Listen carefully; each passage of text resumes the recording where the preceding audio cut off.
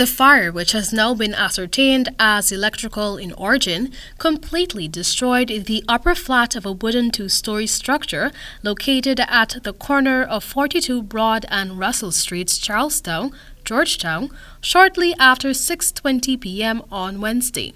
On Thursday morning, this was the aftermath of the blaze. The occupant of the raised upper flat who lost everything in the fire, 45-year-old Swinburne Nunes, is unemployed and is living with a disability. He told this newscast on Thursday morning that he is still struggling to come to grips with his sudden misfortune, which destroyed all of his clothing, furniture, documents, and other material possessions. While the distraught man could not attach monetary value to his losses, he and his 7-year-old son, with whom he shared the rented apartment for more than a decade, are left with only the clothing on their backs.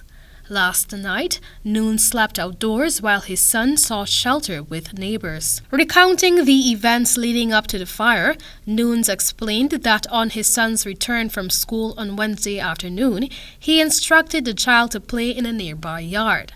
He later accompanied his 7-year-old to keep a watchful eye on him. That move allowed them to be out of the apartment when tragedy struck. Yesterday, I hear fire. About 6:20. By the time we go upstairs, nothing. But despite his life being turned upside down, what he desires most at this time is for his son to be able to continue his learning.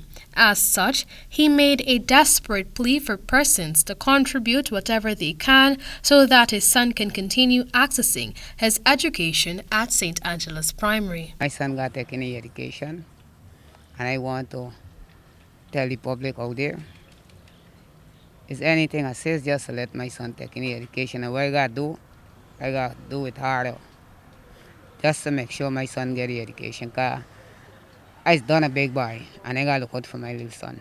Eyewitness Michelle Graves-Sandy, whose father, 76-year-old Rudolph Graves-Sandy, owns the building, lauded residents of the Charlestown community for the assistance rendered. Graves-Sandy lives downstairs with her father, brother, and her sister-in-law. She explained that humanity shone through when scores of residents rushed to help the family and douse the blaze. Everybody know. Thank God for the community help and support. Everybody come and lend a helping hand, and then the fire service, they was prompt. They come like 10 minutes after the fire started. The water and everything, they were able to contain the fire in the upper flats alone because no other building got scorched. Even to downstairs they had get nothing. We just got a set of water damage. According to Fire Chief Calamidine Edu, the fire was electrical in origin. He said that investigations revealed that the air conditioning unit malfunctioned and ignited. Nunes can be contacted on telephone number 660-4510. Reporting for the HGP Nightly News, Amel Griffith.